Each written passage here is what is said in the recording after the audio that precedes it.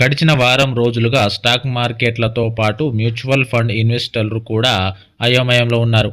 యుద్ధ పరిస్థితులతో మార్కెట్లు ప్రభావితం కాగా అసలు ఎలాంటి స్టాక్స్ కొనాలి, ఎలాంటి మ్యూచువల్ ఫండ్స్ స్కీమ్స్లో ఇన్వెస్ట్ చేయాలనే అయోమయం వారిని వెంటాడుతూనే ఉంది.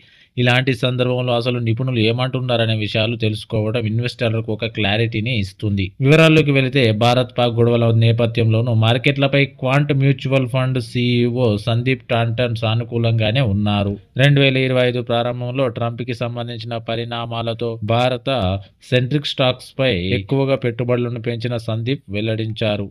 ఈ క్రమంలో hospitality, infra, power, pharma, textile, consumption రంగాల్లోని షేర్లపై బెట్ వేసినట్లు పేర్కొన్నారు. ఇలాంటి మార్కెట్ పరిస్థితుల్లో చాలా మంది ఫండ్ మేనేజర్లు పెద్ద ప్రైవేట్ రంగంలోకి బ్యాంకింగ్ షేర్లపై బులిష్ వ్యూహాన్ని కలిగి ఉండగా సందీప్ దీనికి దూరంగా ఉన్నారు. ఎవరైనా ప్రభుత్వం లాభాల స్వీకరణకు వెళ్లాలంటే ఈ రంగం ఓవర్ ర్యాలీని చూడటంతో బయటకు రావచ్చన్నారు. అలాగే ఆదాయాలను పరిగణలోకి తీసుకొని కంపెనీలను ఎంపిక చేసుకోవడం సరైన పెట్టుబడి వ్యూహం కాదని అభిప్రాయపడ్డారు. క్వాంట్ పెట్టుబడి ప్రక్రియ, ప్రవర్తన, ఫైనాన్స్ అవగాహన, విశ్లేషణలపై ఎక్కువగా ఆధారపడి ఉంటుందని సందీప్ పేర్కొన్నారు.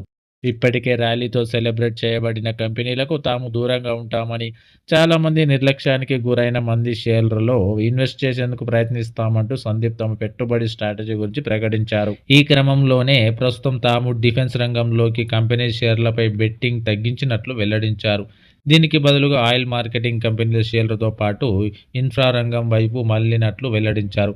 అలాగే ఎక్కువ హైప్ కలిగిన కంపెనీలకు దూరంగా ఉంటామని, పెట్టుబడి ఎంపికకు మునుపు సదరు కంపెనీ ఆదాయాలు, భవిష్యత్తు గురించి తప్పక పరిగణిస్తామని సందీప్ వెల్లడించారు. ప్రస్తుతం తాము దీర్ఘకాలిక పెట్టుబడి వ్యూహంతోనే ముందుకెళ్తున్నట్లు పేర్కొన్నారు.